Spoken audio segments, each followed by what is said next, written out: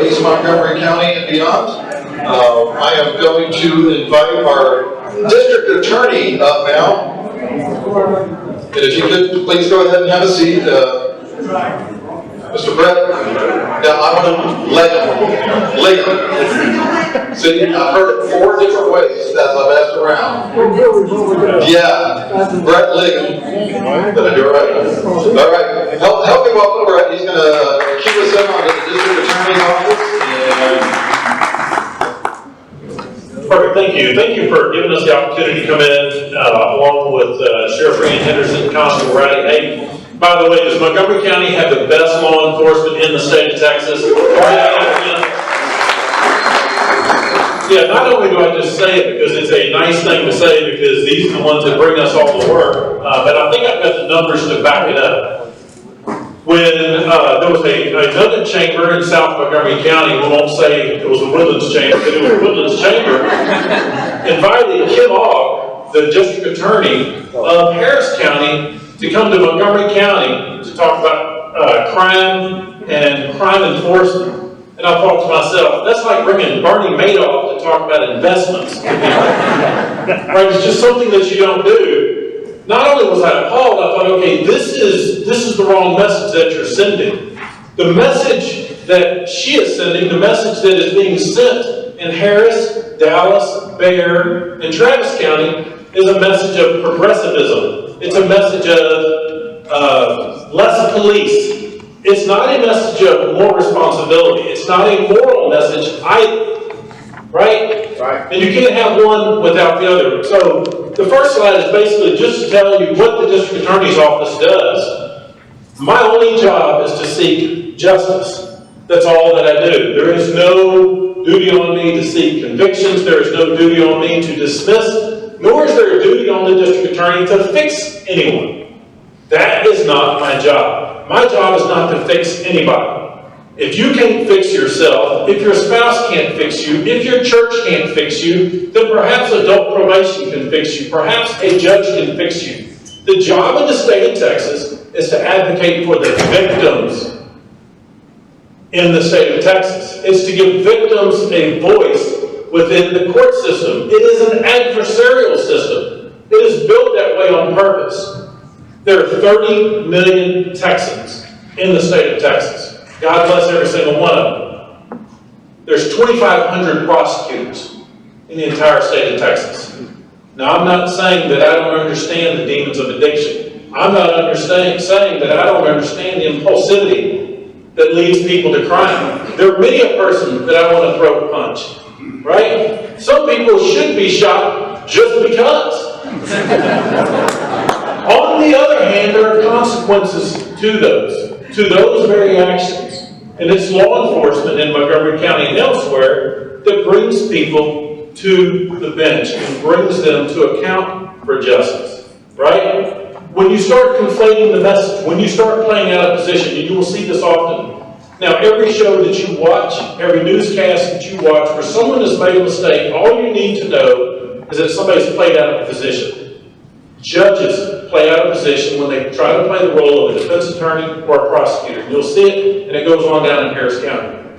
Police officers play out a position when they try to play the role of juror, or of a judge, or of a prosecutor, or a defense attorney, right?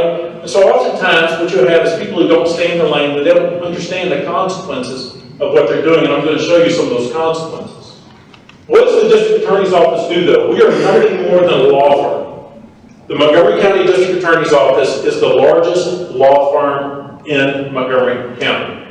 I have 52 practicing prosecutors. We have more board-certified attorneys working for the District Attorney's Office. Actually, we have the highest rate of board-certified attorneys in the Montgomery County District Attorney's Office because most people don't have an opportunity to have access to the courts, right? Think about who your victims are. They're not living in gated communities.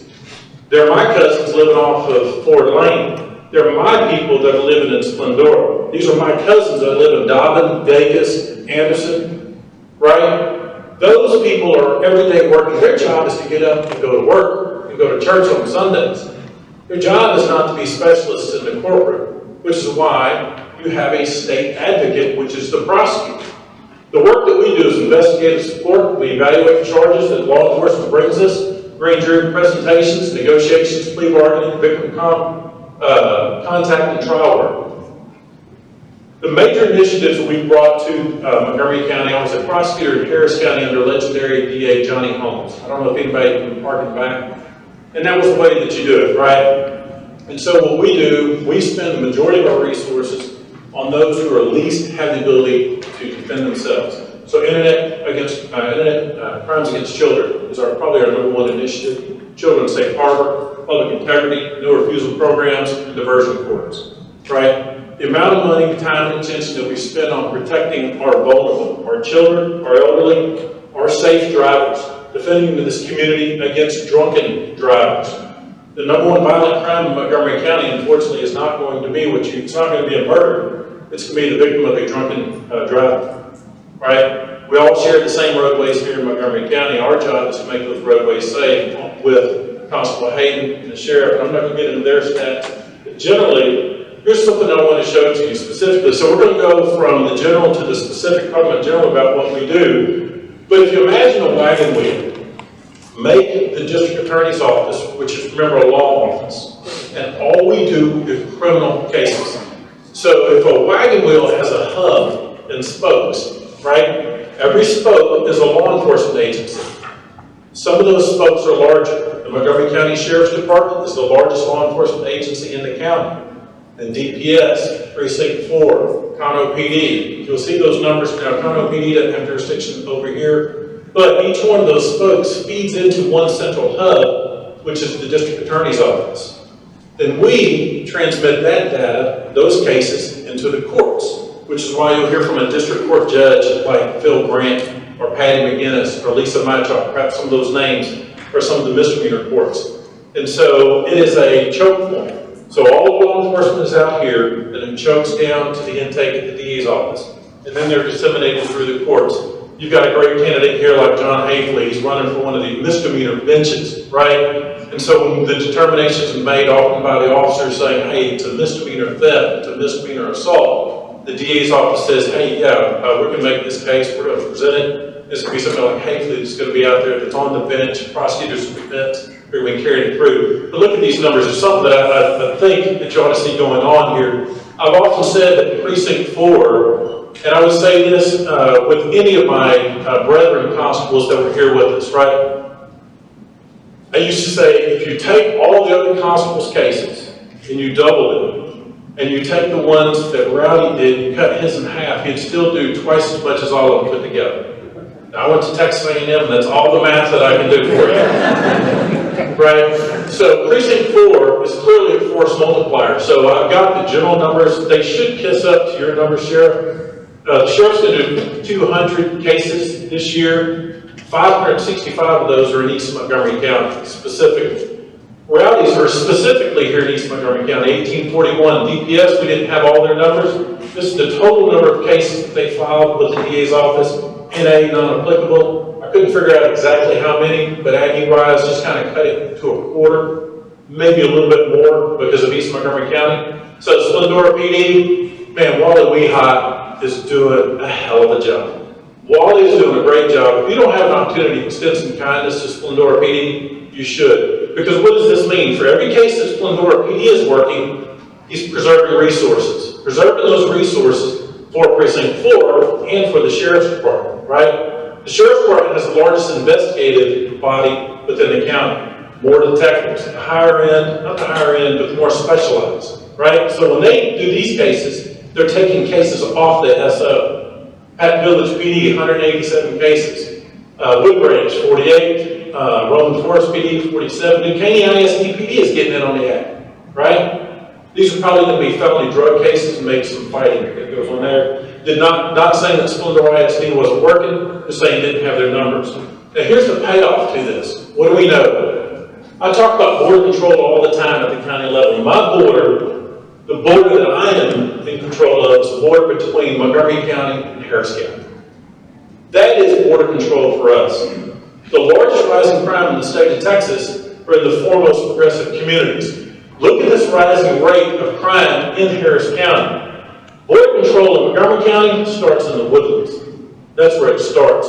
Trying to protect Montgomery County from a sanctuary city. Now look at this.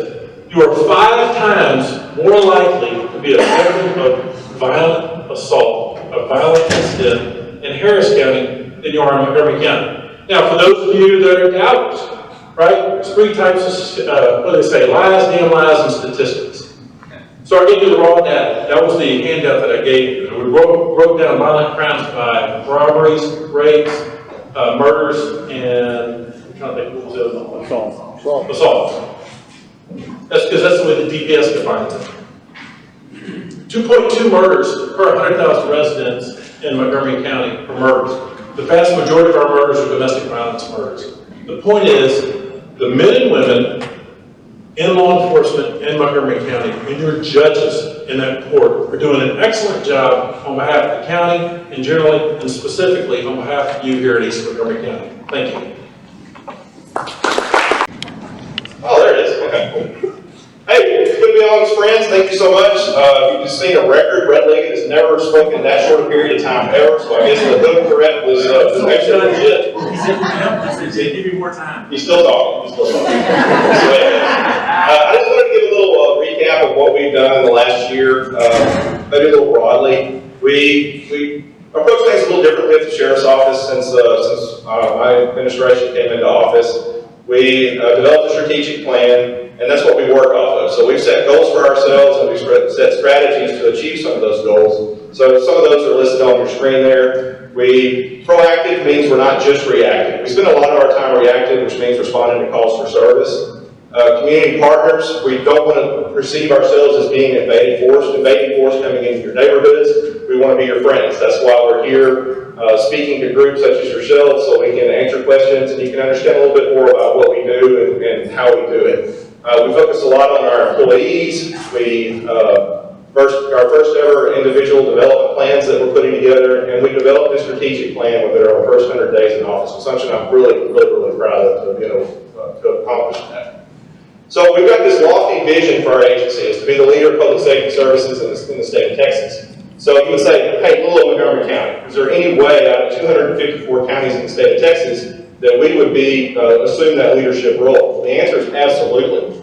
We continue to do it. We set a higher and higher standard for ourselves and continue to accomplish those goals. For example, Operation Lone Star. You might have heard about that in the news. An attempt to secure our borders. Governor Abbott called for assistance in processing some of the inmates that have been picked up for the agencies that are making arrests down there.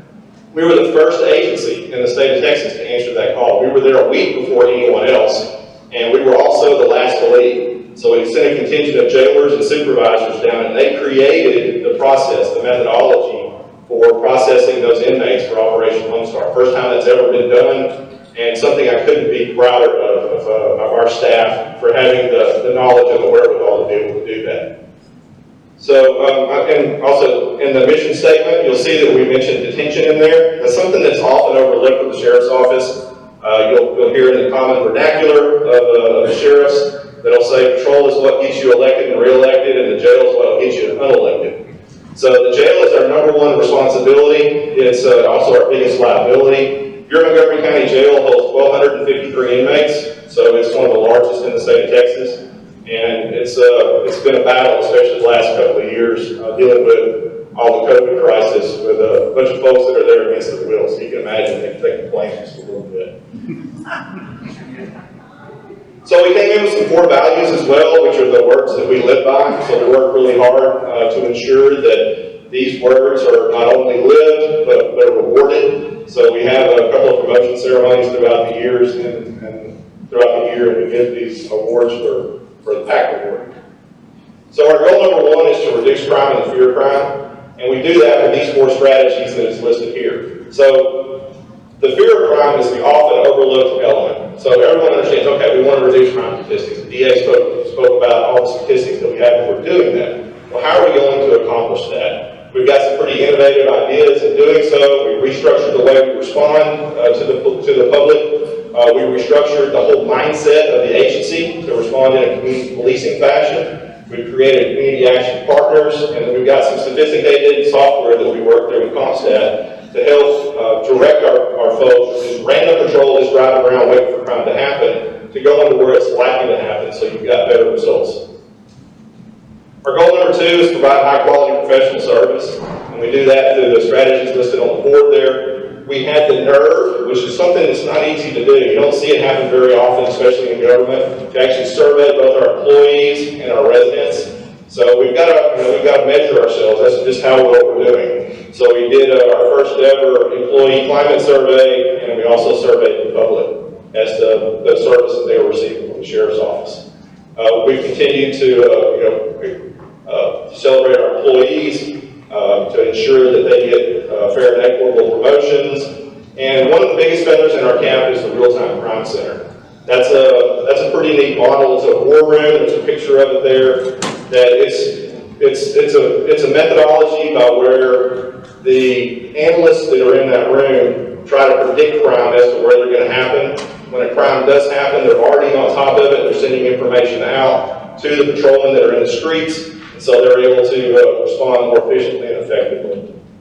And of course, goal number 3, look at where we are. The biggest booming community in Montgomery County would be East Montgomery County, and so we've got to keep up with the population growth. So I regularly get asked, what's your number 1 problem? And people expect it to be some kind of crime problem. It really is the population growth. You've got to be able to keep up with this. And it's expensive. Law enforcement is a very technologically advanced and expensive and personnel-driven field, so it is difficult to keep up with that. So these are some of the methods that we've been able to, some of the strategies we've been able to incorporate to be able to move that forward. And then we've got some of our ongoing special strategies. Jail mental health, trying to keep the inmates from committing suicide. That is a huge problem. We're heavily regulated by the state of Texas and the Texas Jail Commission, and that's one of those stats that they really pay attention to. Working hand in glove with the other law enforcement force multipliers, such as Precinct 4 in East Montgomery County, especially the DA's office, in trying to reduce intoxication assaults. We had a big backlog of cases that we've worked to clear. We're pretty proud of that. So this is who we are. I mentioned 1,253 inmates. We also have 942 employees. That's a lot of folks. And 520 of those were back. 523 of those were back. So that's our commissioned personnel. We have a pretty large budget. Most of that's eaten up by the jail at $91 million. I think I just turned it off. Okay, patrol areas. That's what I'm supposed to do. But we created a precinct model, so we tried to drive down instead of having large geographic response areas to make those a lot smaller so we can provide better service to the public. So some of our accomplishments this year, we're really proud, or since in the last couple of years, creating Homeland Security Division. We just recently went with radio encryption. The bad guys were really listening to what we were doing. And so we had one not long ago show up on a SWAT standoff, pretending to be a media correspondent. That was right before we went encrypted, so we absolutely knew we were doing the right thing. And we got some gay dude that's actually worked his way into the inner perimeter of the SWAT scene because he was walking around with a scanner saying, I'm a cop, I know what I'm doing. So that was pretty scary stuff. So our crime lab is nationally recognized, and we just went through accreditation there. That's pretty huge, and really proud of that as well.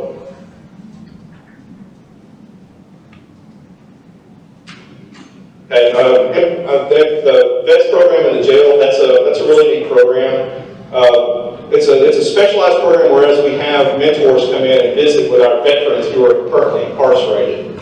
One of them would be Lieutenant General, 3-star General from the Marine Corps, Stephen Hummer. So can you imagine if you're a former Marine and you've been incarcerated for whatever your offense is, and you got somebody like Lieutenant General Hummer that's trying to remind you of who you once were, the good person that you once were, when you served our country admirably. And that's been a really successful program with a really low recidivism rate, which is a fancy word for they're not coming back to jail, which is what we all want because we're not paying for them anymore. A proud partnership with ICE. I know that's been a lot of criticism. I'm really proud of that criticism. So we joined 287G, which means that we certified a handful of our jailers to have ICE credentials so they can check background status and country of origin and immigration status for every inmate that comes into jail. Because if they come in the back door, we don't want to put them out the front door without knowing absolutely who they are and what other crimes that they may have committed under a false identity. So that's been a really great program. And then the slide that I'm absolutely most proud of is we've created a culture of servant leaders. So we're working hard day in and day out to get the men and women of the Sheriff's Office to work closely with the community to give back. And they do it with a big smile on their face. This is one of their favorite parts of their job. Because what we do is we see people in the worst element, the worst moments of their lives, for the most part, is when the Sheriff's Office is called. And having an opportunity to do things like Operation Blue Elf, where we partner with Sean Nelson and Shannon Nelson to give away toys, and what a great organization Sean and Shannon run as well. We raised, how much this year, Scott? For No Shave November? Over $15,000. Over $15,000 because dudes wanted to grow a beard. So we let them pay $50 to grow a beard, and that $50, we chose a good charity to send it to. And this last couple of years, it's been the Leukemia and Lymphoma Society, and $15,000 just from employee donations. And they were so proud to do it, and it just you just melt your servant heart whenever you see what we're able to accomplish. So I really appreciate the time. I got my thank you, so I'm finished. It's time for the rock star, Rand Henderson.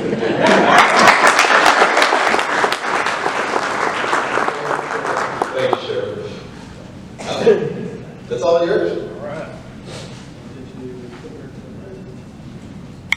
So first of all, thank you for having me here. When Mark and Bobby reached out, I was honored to stand up here with my partners in law enforcement. And you can see from their presentation how proud I am to be up here and to partner with these guys. If it wasn't for them, the numbers wouldn't be what they are. Precinct 4 Constable Rowdy Hayden, where you can grow a beard for free.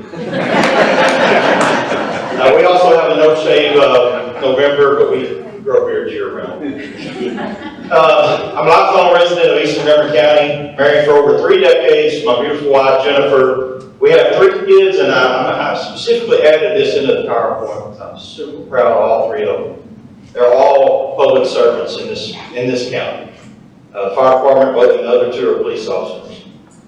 Sworn in 2009, we had 9 people in the office, and now we have over 40 full-time deputies with a reserve force and of almost 15. At the time, we were the 4th most productive agency in Montgomery County by volume and arrest, behind the Sheriff's Department, the Highway Patrol, which is countywide, and the Conroe Police Department, which is over 100 officers strong. We're going to have to reevaluate our numbers because with your new statistics, we may be higher than that. I'll talk about some of our divisions and our teams. We have a civil division. The Constable Office's primary duty, like the Sheriff's primary duty, is the jail. Ours is to serve the courts, serve the warrants and civil process, and bailiff, things that come through the courts. Secondarily, we have a patrol division, just like the Sheriff, criminal investigations, swift water rescue, special response team, special response group. We have canines in our department, mounted patrol, honor guard, and a drone team. A little bit about our divisions. Our patrol and civil division is, our patrol division is more proactive. We're able, like Brett said, we're able to try to go out and stop the crime before it happens. By doing that, if we stop somebody that they're out committing crimes, stealing things, like Mr. Wetz he was a victim of a drug crime. The guy stole your equipment to go sell it and buy drugs. So if we can stop that on our level, then the Sheriff's Department doesn't have to respond to the theft call that Mr. Wetz had. Neighborhood patrols, narcotics enforcement, warrant service, traffic enforcement, and we do calls for service. My deputies know that they're to be listening if the Sheriff's Department's backed up. If the Sheriff's Department has too many calls holding, then we get out there and help work together. Our civil division, we provide a full-time bailiff for the justice piece done.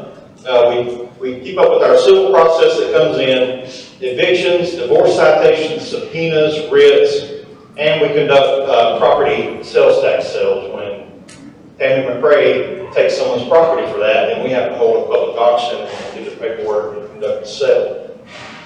Our criminal investigations is our detective division. We follow up on our patrol investigations.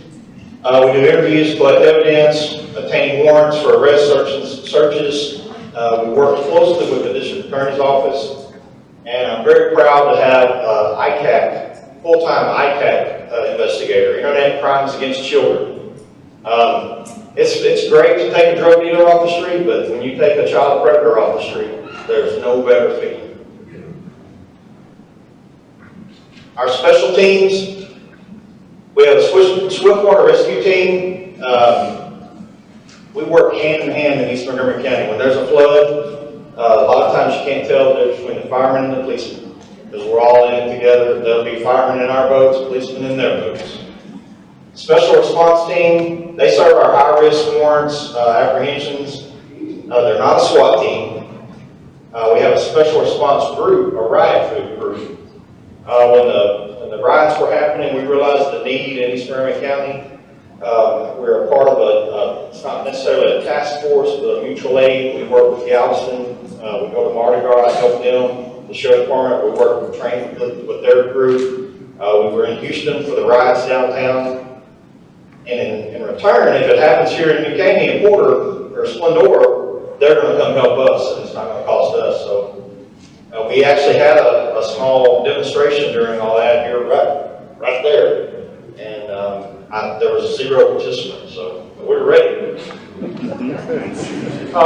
have a mounting control. You'll see us during the fair and rodeo. So we have some guys that are on a special team on our horses, our honor guard, and as well as our drone team.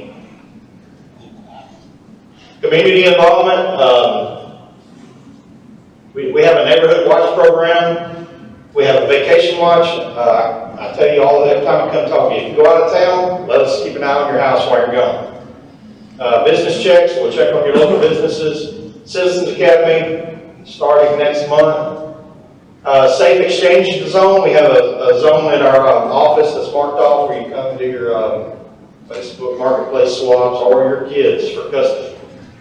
Safe Shopper program, and Coffee with the Constable. Website and social media. I know a lot of you I see on here that follow us. There's our website, our social media, Facebook, Instagram, Twitter, and we are in the TikTok business. Try to follow the trend of what people are paying attention to. And apparently now it's TikTok.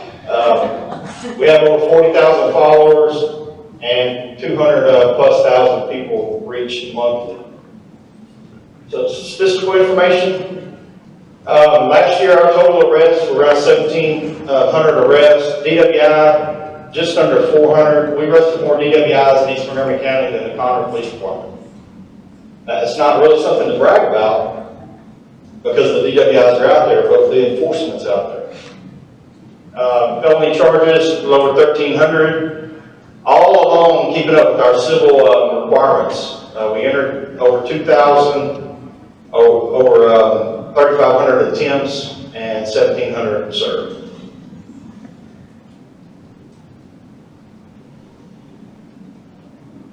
I think I'm about done. So once again, I want to thank y'all for having us here. Chief Carlisle, he's part of this too. When Brett talks about the border, it's a fight every day to keep what's happening south of us. 99 is great. We love it. I love being able to go to the academy, eat at a nice restaurant. Those are great benefits. That also brings more people, more traffic, and more crime. We're here every day to try to make this a safer place for you to live, work, and raise a family. Thank you. Enforcement and the criminal justice system. We're going to turn this over to Jon Unterreiner to lead us through the panel discussion of this. If I can turn that on for you. And I tell you what, guys, everyone's been really good on time. We're rules followers. You follow the rules. So you're leading by example, and we love that. So I'm going to hand the microphone over to you, and Jon will take it from here. Thank you. Appreciate it, y'all. Let's get right into it because we only have 20 minutes. So I wanted to talk. I think you all covered the difference in your agencies with respect to the duties that each one of you all do. But can you talk a little bit about how each agency is funded? Who do you report to? Are you elected? Yeah, we report to you, the citizens. We all, the sheriff and the DA and I, we all run under the same time, which is the presidential. When the president runs, we run. This is the governor's race. We don't run in that cycle, but you're our bosses. The funding, our funding comes from Commissioner's Court. I'll let Brett speak specifically because he's a state agency. He may have different, but the sheriff and I come from the Commissioner's Court. They're not our boss, but we have to go to them and ask them, hey, we need some money. And real quick before you hand off, the boundary of your service area for Precinct 4, what is, no, yours, I'm sorry, right? Okay. So the Precinct 4 Constable and JP boundaries, I don't have time to go into the exact boundaries, but it's the Precinct 4 Commissioner's boundaries is a lot bigger. That boundary goes all the way over to Tamna. The Commissioner's boundaries will have probably 4 different constables in it. The JP Constable, we cover about the Swindor, New Caney, and Porter ISD areas. A little bit of Caney Creek, but not much. Great, so how are you funded and who do you report to, Sam? So I am actually a state agent. I work for the state of Texas. One of the reasons that the district attorney is a state official is oftentimes has to do with the interaction with the commissioner's court and with other officials within the community. And so, for example, Commissioner Nowak was running for office at one time and he said, when I run, I'm going to cut the budget 10%. And I said, are you going to take $7 million away from the sheriff's department? And he goes, no, I'll start with your budget. And I said, well, I'm a state official, but try again. And one of the reasons I'm a state official is I'm supposed to be immune from that type of intimidation. And so as the elected district attorney, everything falls under our jurisdiction as far as criminal charges. Our funding comes primarily though from Montgomery County. My salary comes from the state of Texas. And so oftentimes I'm called to investigate other elected officials. Sometimes it's commissioners. You can't have a commissioner threaten to withhold my pay, right? And being able to say, keep me at arm's length and say, hey, you can't investigate me, I pay you. Well, it doesn't work that way within the state of Texas. So it's one of those particular reasons. I've often heard Rand talk about it, and I'm hoping he will come up with this stat. The amount of services that you get in Montgomery County for what you pay for law enforcement and for county services, it's an incredible return on your investment. By and large, your ad valorem taxes go to pay the budget of Montgomery County. So I'll let the sheriff delve a little bit more into that. He's got a pretty good handle on that. You know, Yeah. What I really wanted to talk about was defund the police. It's something you've all heard. I mean, it's been in the common vernacular for 2 years now. And we would all say that that's not Montgomery County. If anything, they want to increase our budget. So the Commissioner's Court being our governing body that gives us our budget. So once the budget is given to us through that budget process, it becomes our budget. We work within those means. And the three of us have all benefited from it. Our budgets have actually grown during the defund the police movement. That's something that speaks to the environment, the conservative culture and environment that we have here in Montgomery County. It makes it one of the reasons that we have such a low crime rate, and we're so blessed to be here. Speaking of the crime rate, what are typical types of crimes that you see in our area, and have you seen any changes due to COVID? Let's start with you. Well, the typical crimes are, what you see on the news and what you hear on the newspaper. DWI has been a big focus, and that's something that is one of the most preventable crimes. If you don't drink and don't drive, then you're not going to have a DWI crash. Domestic violence is a huge issue, which as Brett alluded to, that's where a lot of our murders come from. But we're a general service law enforcement agency, and the patrol division of Precinct 4 is the same. So we're 24/7, you name it, we respond to it, from the most benign of crimes to the serious multiple homicides. But in my opinion, the root of all evil and the cause of many of the crimes is going to be drugs. So it's drugs, drugs, drugs. It's the addiction that drives that. It's the addiction that fills up the jail. It creates mental health problems. So I have over 30% of my inmates at any given time that are on psychotropic drugs. So those are just the ones that have been diagnosed and have been given medication, over 30%. And we have 1,000 inmates at any one given time, 1,000 plus. So drugs is the absolute root of all evil.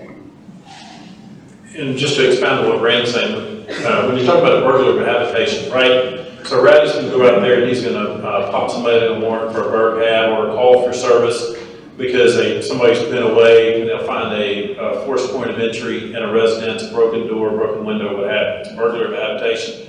Y'all are seeing it as a burglary. In reality, what Rand and myself and Rowdy all realize is those are all drug related. So when Rand's saying that drugs are the root of all evil, he's speaking from a point of experience. We see it in the jails. We also see all mental health cases. Now, here's also a personal anecdote. I've probably processed 200 or 300 murders in my career as a prosecutor with Harris County DA's office, the Houston Police Officers Union, now as the elected DA. I have never been on the scene of a homicide where either one or the other person wasn't drunk or high or a combination of both. Now hear that again. I have never been to a murder scene where either the shooter or the victim wasn't either drunk or high, right? It has never occurred in a 27-year career. Once again, it going to the root of all evil. They say that a drunken man's words are a sober man's thoughts. Think about that. You lose your inhibitions. Think that you wouldn't say, if you're sober, you say when you're drunk.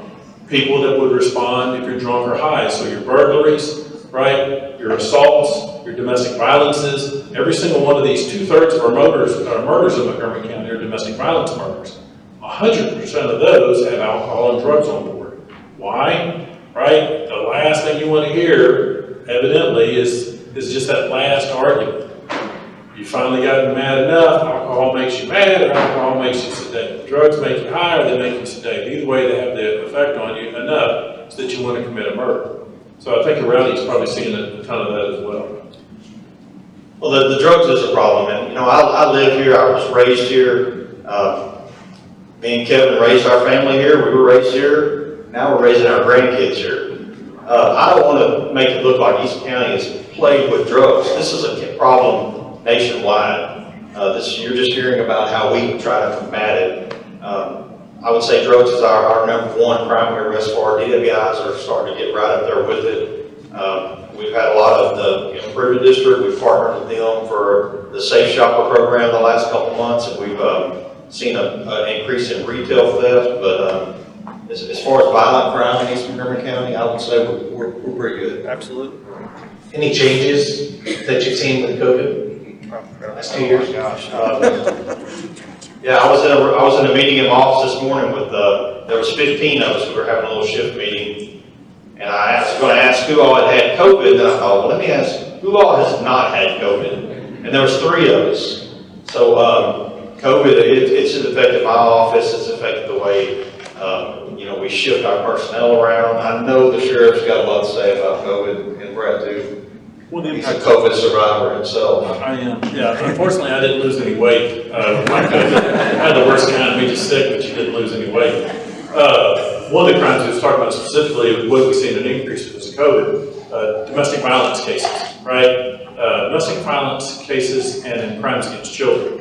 Because those children were staying at home, and because they were dialing in remotely, so many of those teachers and their school children and counselors were the ones that had the mandatory duty to report. So a kid shows up at school with a black eye, the teacher's noticing it, the teacher sending down to a counselor and inquiring.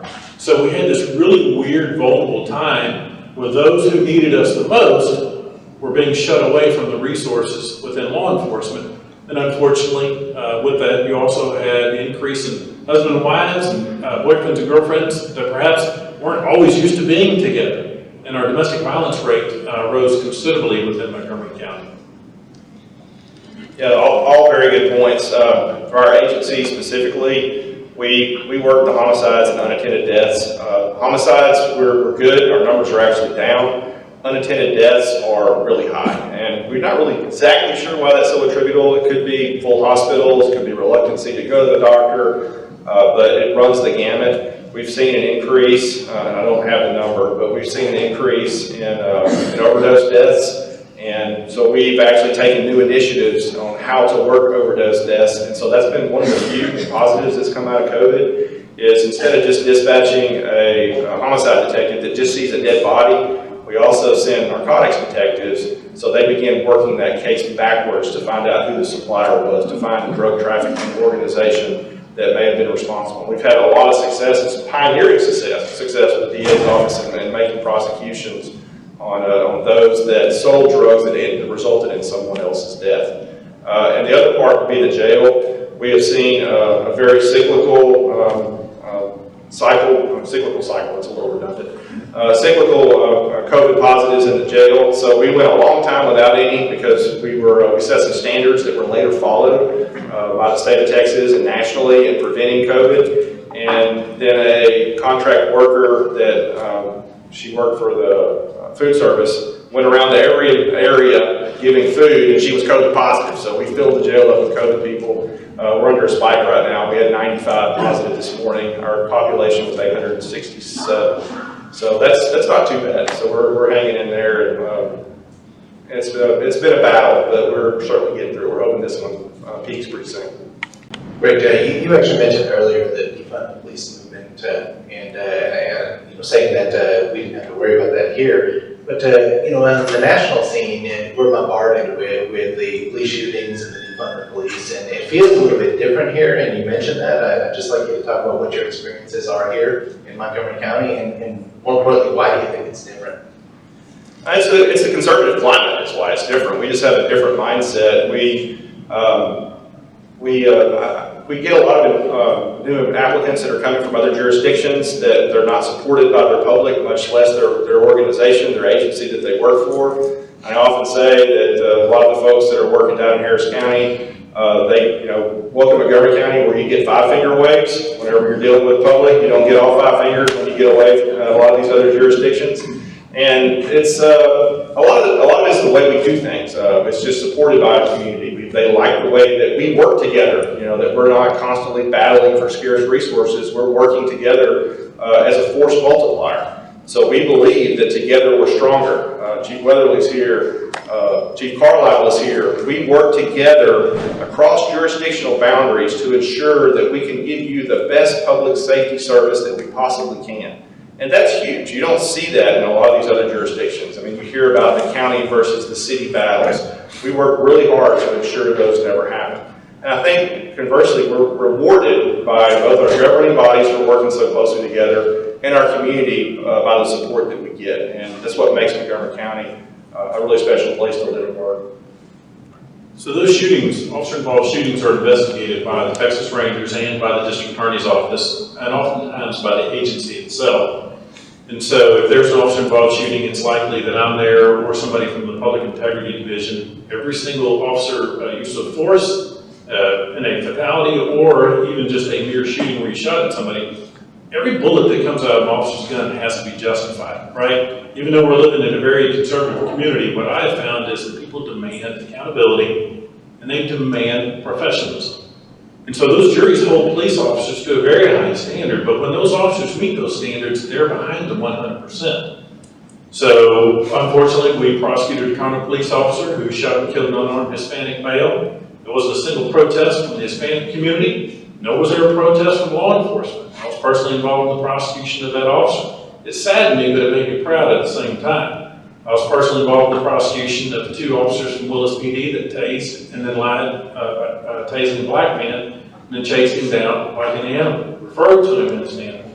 I made sure it hit the news. I did everything I could because I don't want bad law enforcement in Montgomery County. And when you treat somebody with use of force, and I catch you lying about it, well, that makes you a criminal. That makes you no better than anyone else.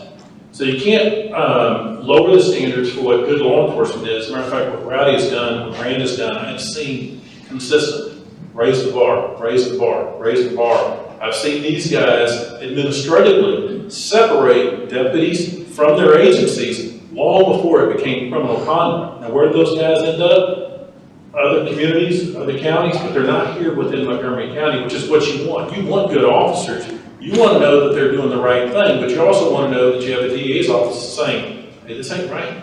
This ain't right. We're not going to tolerate somebody beating your relative because it's a mad officer. On the other hand, we're not going to tolerate somebody treating an officer poorly for whatever reason either. And so it's a balance. Everybody knows we're aggressive. I only have one posture.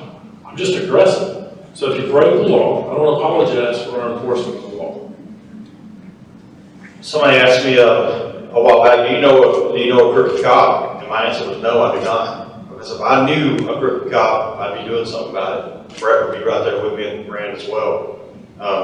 As far as the support from the community, I'm honored to be right here in East Montgomery County where people still do love their law enforcement.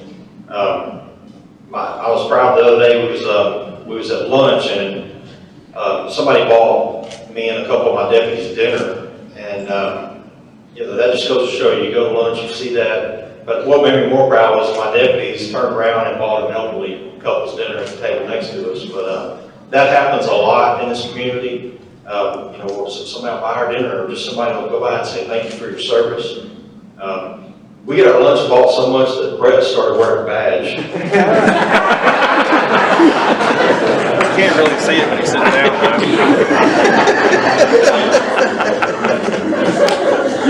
What will probably be our last question. You know, with the support and respect that myself and the public has for law enforcement, the question to y'all is, how do you leave work at work? And after the things that you see every day and the things you encounter, how do you go home to your family and leave all that behind? That's a tough one. You know, one of my sons is a fireman, the other two are police officers, so it comes up at the dinner table. You know, you don't leave it at work, you take it home with you, if I'm just going to be honest. We had an incident a few weeks back that involved a child, and I took it home with me.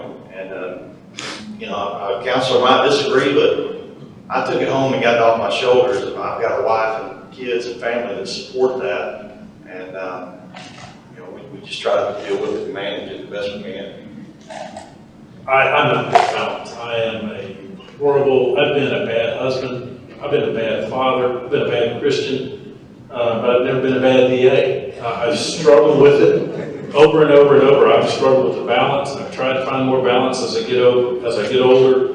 I've tried to leave stuff at the office. You know, there are times, and I'm doing better, right? And you try to rededicate yourself to church. You try to rededicate yourself to God. And there's times Rowdy is probably the closest thing I have sometimes to a spiritual mentor. And I know that sounds funny, but there's a reason that Rowdy's patches have a cross on them. I don't know if you've ever seen the T on these patches. There's a reason why the sheriff's vehicle saying God we trust. We all struggle. We all struggle. We all get down on our knees, and sometimes we think, we go, man, I can't do this anymore. You know, give me the strength. I used to say, take the temptation away from me. And Rowdy helped me recognize that the prayer wasn't to take the temptation away to beat somebody. The prayer should be, give me the strength to handle it. And so when you surround yourself with other good men and women in law enforcement, and you commit yourself back to the mission every day, and you surround yourself by professionals and by excellence, it makes you get up every day and strive to be the best, so that you can be for your team and for your community on what they deserve. I don't know that any of us have achieved mastery. Yeah, so true.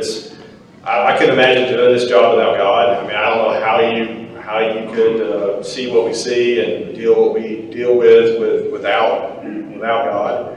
But we recognize that it's a different generation too. So criticize as you will, Generation Z or the Zoomers or whatever you call them, those that are entering the workforce now.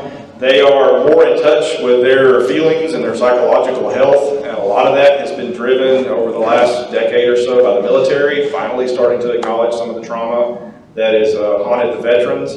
So they've been the catalyst that has led to law enforcement and public safety beginning to talk about it. And we had done a terrible job. I'm one of those Gen Xers where, you know, we just don't talk about it. You suck it up and you get through it. You may talk to God, you may talk to your spouse, but we just, you know, we didn't linger. But now we're starting to do better. We have mental health counselors now. The county has an EAP, which isn't very good, but at least it's a resource. And we're encouraging our folks to talk anonymously to these counselors. And we opened the floodgates. We had no idea how badly some of these folks were hurting. And I don't know the stories personally, but we have a lot of people that are hurting really badly. And it may not have anything to do with work for some of them, but I'm just so thankful that they have somebody to talk to, that they're getting through it.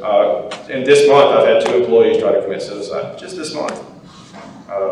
One of them, we just, you know, was having a really tough time, and we got him to go into rehab, and he's doing better. And so it's been really tough. Now, I guess one of them's in jail, so I guess he doesn't really count. So he was, he brought a lot of his problems on himself. So as Brett said, we do have employees that create their own problems, and if they commit crime, then they'll be a former cop. So that's why we don't know any crooked ones, as Rowdy so eloquently put. I know that's not an easy question, but I appreciate y'all answering it honestly. And for me, my wife and family, I tell you, I can't leave work at work, and so I bring it home, and I couldn't do what you all do. I couldn't do that. So I get to live in my little naive world that everybody around me is a good person and protected from the people that are, thanks to you and your officers that do what you all do every day. So thank you all very much. Appreciate your time today.